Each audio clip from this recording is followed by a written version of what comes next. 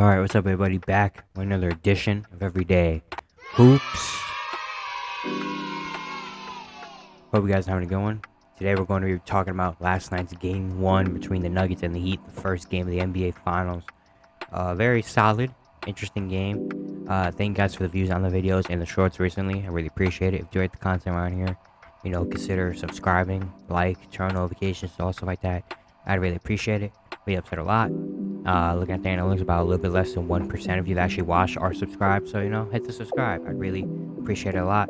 And let's not waste any more of your time, so let's get right into it. So, last night, we're in Denver for the first game of the NBA Finals. The first NBA Finals game in Denver. The altitude. And starting this game, the Nuggets start off really well. Aaron Gordon looked like prime Shaq out there, basically. Just taking advantage of the smaller Heat team, which wasn't a factor I talked about in my Finals preview video, which if you missed that, go watch that video. But it was like I didn't account for the fact that the Heat are smaller than the Nuggets, even though Aaron Gordon isn't he's only 6'8", but he's just a bigger body. Michael Porter Jr. is 6'10". Jokic is obviously huge, big. Like, the Nuggets have a big team, and the Heat don't really have a big team. Bam isn't even that big for a center. Bam's only like 6'9". But he plays bigger on defense because he can block shots so well and stuff. But then, Caleb Martin's only like 6'5". Gabe Vincent 6'2". Max Strus like 6'6". Miami doesn't even run big. Even their bench, like Duncan Robinson, Kyle Lowry, Hayward Highsmith, they don't have a big team, which is why I was very surprised Kevin Love didn't play in this game, but we'll talk about that in a few minutes. But yeah, Aaron Gordon was taking advantage of guys like Gabe Vincent and Max Strus, getting easy dunks. Their Nuggets were finding him in the paint and just getting easy layups like that. Nuggets got off to a really good start. Jokic facilitating with Aaron Gordon, and then Jamal Murray as well. For the Heat, Jimmy Butler got off to a decent start as well. Bam was playing good. Game Vince was hitting shots. But Miami was just missing a lot of open shots. Max Strus could not buy a shot, and the Heat Nuggets took advantage of that. And both teams didn't shoot well from three in the first quarter, but the Nuggets still led 29-20. We go to the second quarter, and Miami's trying to make a comeback, but the Nuggets, man, Michael Porter Jr. starts hitting shots. Jamal Murray continues his amazing scoring. But the Heat do definitely bounce back. The bench, Hayward Highsmith came off the bench. It was doing very solid. Kyle Lowry, Bam was hitting those little jump shots, but then Nikola Jokic got it going. He started attacking, getting easy layups, finding guys like Aaron Gordon and Jamal Murray's for easy shots. And all of a sudden, the Nuggets go on a big run at the end of the second quarter, and they lead 59-42 at halftime. Nikola Jokic had 10 points and 10 assists in the first half. He was just incredible.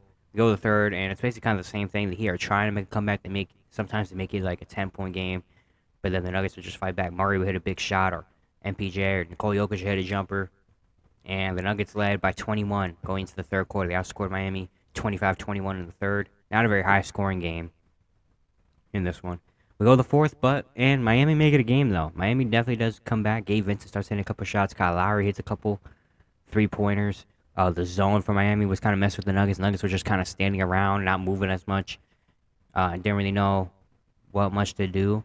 They come back for a little bit, make it more competitive, but ultimately they just didn't have enough time left, and the Nuggets would hit that very timely shots. KCP hit some timely shots. Again, the Nuggets got to the free throw line. The Nuggets ended up winning 104-93 and win their first ever finals game. The statistics: the Nuggets shot 51% for the field, while the Heat shot 41%. The Heat just didn't really attack. Looking at the free throws, Nuggets were 16 for 20 from the free throw line. The Heat were 2 for 2. The Heat only took 2 free throws in this game, which is not something that wins you playoff games, especially when the other team is as good as the Nuggets. Miami was just selling for threes. Miami shot 39 three-pointers and they made 13, but they didn't really make a lot of them till the end when they're already down 18, 20 points. And the Nuggets didn't really shoot that well from three, which is very surprising as well. They shot 8 for 27, yet they still won a game like this. The Heat also first 10 turnovers. Nuggets had 3 more assists, and they had rebounded Miami 45-43. But Miami won on the offensive rebounding, 11-6. Jamal Murray continuing his amazing performance, 26, 6, and 10. Shot 11 for 22 from the field. He was incredible. His scoring has just become so natural. It feels like he's been very efficient throughout this playoffs, besides a few games here and there. Mostly he's been kind of efficient, getting to his spots when he needs to. And I think I said he was the X factor in this series because He was the guy that I feel like Miami could have maybe tried and limited a little bit, but definitely not limited in game one. He was getting to his spots, getting to those little hook layups and little mid-range jumpers, knocking it down, hit a couple of threes, playmaking as well to Jokic and guys like that. And then Nikola Jokic, I mean, 27, 10, and 14. Shot 8 for 12. Got to the free throw line 12 times. He was incredible in this game. 27 points on 12 shots is ridiculous.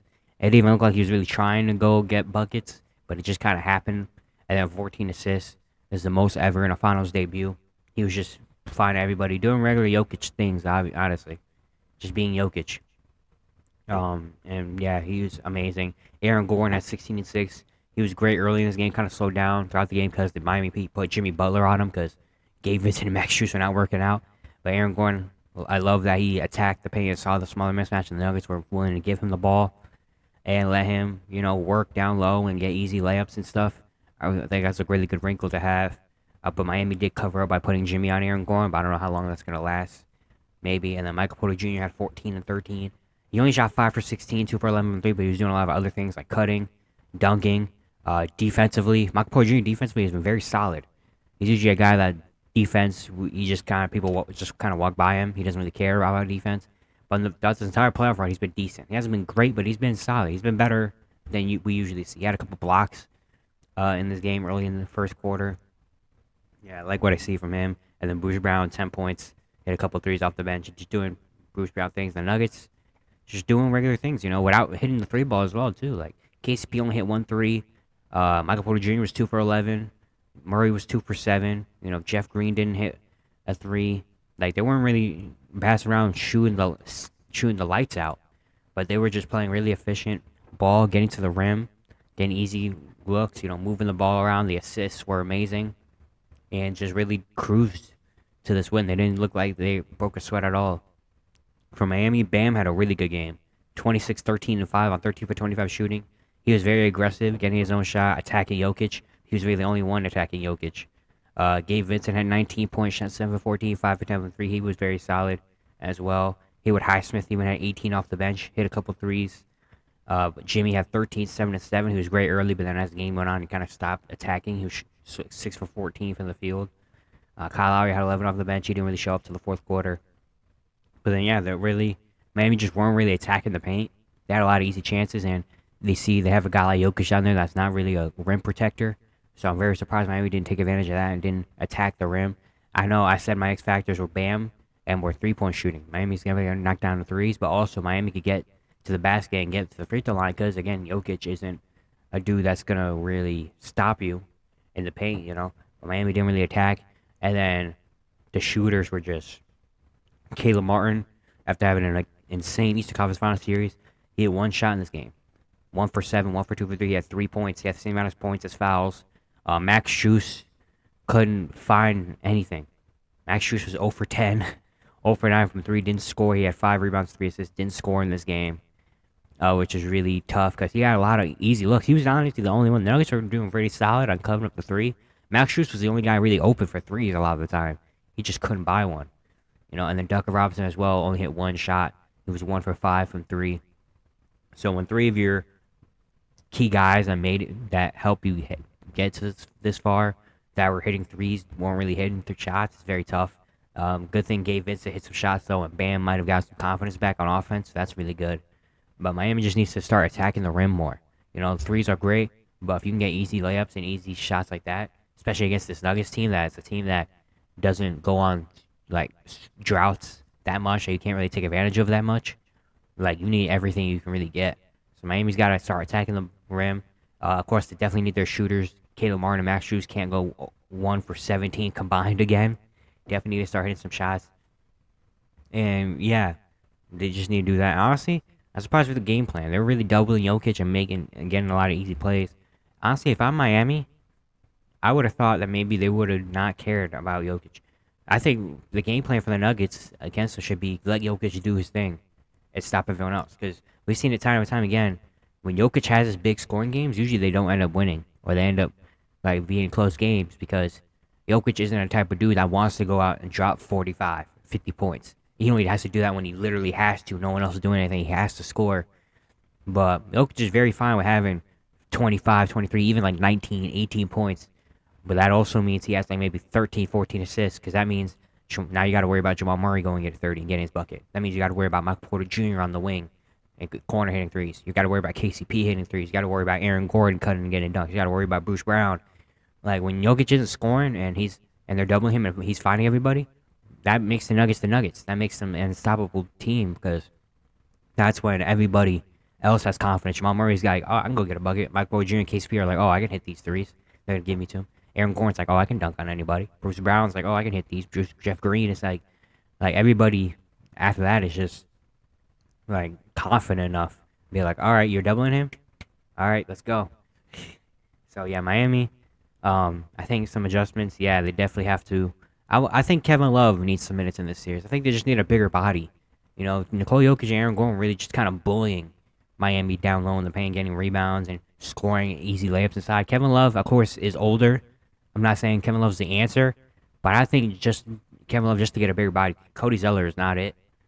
Kevin Love just to get like a bigger body in the paint at least. At least he's like 6'9", 6'10", can still rebound the ball. You know, and can provide some spacing on the offensive end. Of course, defensively, you know, he can't really move as well.